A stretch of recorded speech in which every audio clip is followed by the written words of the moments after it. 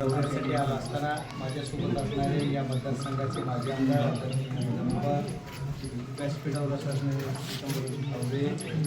तालुक्याचे अध्यक्ष हे सर्वच सन्मानित साहेब आणि या गावचे आजी माजी सरपंच चेअरमन सर्व बंद गावकरी आज पहिल्यांदा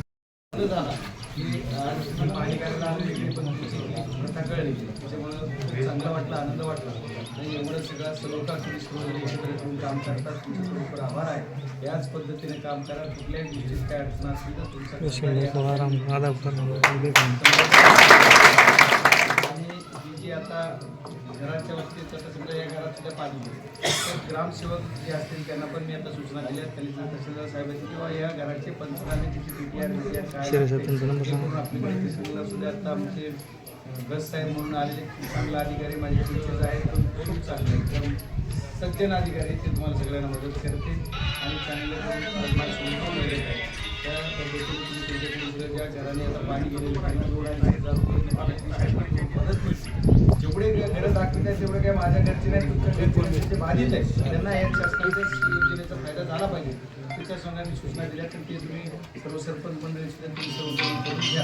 आणि त्या शेताच्या बाबतीत ज्यांचं नुकसान झालं त्यांची पंचनामे काढून शासनाचे काय निकष लागते त्याच्याप्रमाणे तो मदत मिळेल आणि आपले सरसकट मदत द्यायचं पण शासनाला आम्ही बोलणार आहे आणि आता कलेक्टर साहेब 4 वाजता घेणार आहे सगळी पाणी करून या सर्व गोष्टीतून आपल्याला फायदा होईल काय असते सुखादुःखात आलं पाहिजे दुःखाचे साथीदार सगळे असते तर ज्यावेळेस शेतकऱ्यांचं एखाद्याचं पीक म्हणा एखादं सगळं उद्ध्वस्त जमीन होऊन जाते की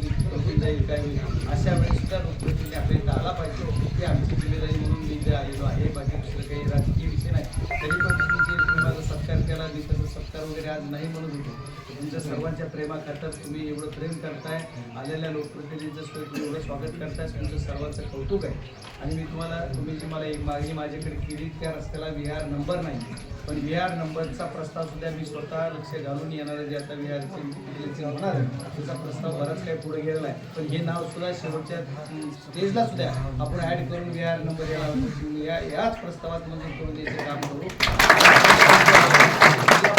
बऱ्यापैकी केला जातो जिल्हा परिषदतून आपण जातो जिल्हा परिषदच्या माध्यमातून प्रस्ताव गेले असतील तो प्रस्ताव ECC मार्फत शासनाकडे इलेक्शनला होत आहे त्या गोष्टी सगळ्या करून आपण करून घेऊ आणि या रस्त्याला सुद्धा बजेट कसं टाकता येईल कुठून टाकायचं काय टाकायचं त्याला राजकारण नको पण मी तुम्हाला हे टाकून देतो असा शब्द तुम्हाला देतो पहिली मागणी केली ही मागणी माझ्या हाताने पूर्ण होण्यासाठी माझा हातभार लागू अशी हनुमानजीची पप्पांनी काय सांगितलं की हे जे काम आहे ह्याचा पप्पाच्या क्रियेचं पाठ करावं इथला एक माणूस घेतला ना तुम्ही पाठ करावा फोन